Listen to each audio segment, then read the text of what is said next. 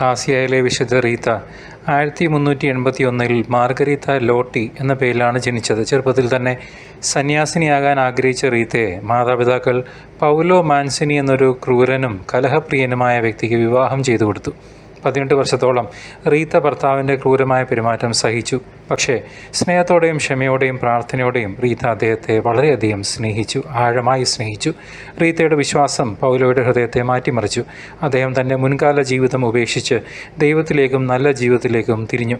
കാസിയയിലെ റീത്തയെക്കുറിച്ചുള്ള ലേഖനത്തിൽ റീത്തയുടെ ഭർത്താവ് പിന്നീട് കൊല്ലപ്പെട്ടെങ്കിലും അദ്ദേഹത്തിൻ്റെ മാനസാന്തരം വിശുദ്ധ റീത്തയുടെ പ്രാർത്ഥനയുടെ ഫലമായിട്ടാണ് സംഭവിച്ചത് എന്ന് രേഖപ്പെടുത്തുന്നു.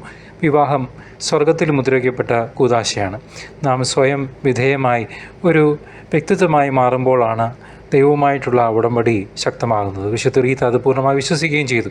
സഹോദരിമാരെ, വിശുദ്ധ റീത്തയുടെ പാതയിൽ ചരിക്കുക എന്നത് ഇന്നത്തെ ലോകത്ത് വലിയൊരു വെല്ലുവിളിയാണ്. കാരണം നമുക്ക് സ്വന്തമായ ആത്മീയ ബോധ്യങ്ങളില്ലാതെ നമ്മൾ കാണുന്നതും കേൾക്കുന്നതുമെല്ലാം നമ്മളെ അസ്വസ്ഥരാക്കാനും സ്വാധീനിക്കാനും നമ്മൾ തന്നെ അനുവദിക്കുന്നുണ്ട്. ഇത് ദൈവത്തിന് നമ്മുടെ ജീവിതത്തിൽ ഇടപെടാനായിട്ട് നൽകാത്തത് കൊണ്ടുമാണ്.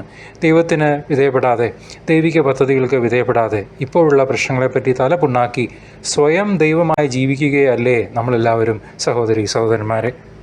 ഭർത്താക്കന്മാരുടെ ഹൃദയത്തെ ദൈവത്തിലേക്ക് അടുപ്പിക്കാൻ ആഗ്രഹിക്കുന്ന സ്ത്രീകൾക്ക് ശക്തമായ ഒരു പ്രചോദനവും മാതൃകയുമാണ് കാസിയയിലെ വിശുദ്ധ റീത്തയുടെ ജീവിതം.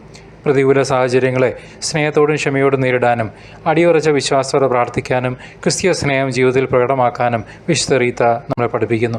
മറ്റൊരാളുടെ ഹൃദയത്തെ മാറ്റാനുള്ള ശക്തി നമുക്കില്ലായിരിക്കാം. എന്നാൽ റീത്തയെപ്പോലെ വിശ്വസ്തയോടും പ്രാർത്ഥനയോടും ജീവിച്ചാൽ ദൈവം ആ ഹൃദയങ്ങളിൽ പ്രവർത്തിക്കുമെന്നുള്ളത് ഉറപ്പാണ്. കാരണം വാഗ്ദാനങ്ങൾ വിശ്വസ്തനാണ് നമ്മുടെ ജീവനുള്ള ദൈവം. നമ്മുടെ ജീവനുള്ള ദൈവം തൻ്റെ വാഗ്ദാനങ്ങൾ വിശ്വസ്തനായതുകൊണ്ട് തന്നെ നമുക്ക് വിജയിക്കാൻ കഴിയും നമ്മുടെ യത്നങ്ങളിൽ. എന്നാൽ നമ്മൾ ദൈവത്തിൻ്റെ സമയത്തിനായി ക്ഷമയോടെ കാത്തിരിക്കണമെന്ന് മാത്രം. ഈ ക്ഷമ താൽക്കാലികമായ ഒന്നല്ല, മറിച്ച് പരിശുദ്ധാത്മാവിനിൽ നിന്ന് ലഭിക്കുന്ന ഒരു ദാനമാണ്. അത് ശാശ്വതവും നമ്മെ നിത്യമായി മുന്നോട്ട് നയിക്കാൻ സഹായിക്കുന്നതുമാണ്. ഈ പ്രത്യാശയും ക്ഷമയും പ്രിയ സഹോദരിമാരെ, അമ്മമാരെ, നമ്മൾ ക്രിസ്ത്യ ജീവിതത്തിൽ വളരെ പ്രധാനപ്പെട്ടതാണ്. കാസിയയിലെ വിശുദ്ധ റീത്തയുടെ ജീവിതം നമുക്കൊരു പാഠം നൽകുന്നു. ദാമ്പത്യ ജീവിതത്തിൽ ബുദ്ധിമുട്ടുകളുണ്ടാകുമ്പോൾ നിരാശപ്പെടാതെ പ്രാർത്ഥനയിലൂടെയും സ്നേഹത്തിലൂടെയും ദൈവം തന്ന ഭർത്താക്കന്മാരെ ദൈവത്തിലേക്ക് നയിക്കാൻ പരിശ്രമിക്കുക. വിശുദ്ധ റീത്തയുടെ വിശ്വാസവും ക്ഷമയും ഭർത്താവിൻ്റെ മാനസാന്തരത്തിന് കാരണമായതുപോലെ നമ്മുടെ പ്രാർത്ഥനയും വിശുദ്ധ ജീവിതവും ഭർത്താക്കന്മാരുടെ ഹൃദയത്തെ സ്പർശിക്കാൻ ദൈവം ഇടയാക്കും. ഉറപ്പ്. അസാധ്യമായ കാര്യങ്ങളുടെ മധ്യസ്ഥയായി വിശുദ്ധ റീത്ത അറിയപ്പെടുന്നു.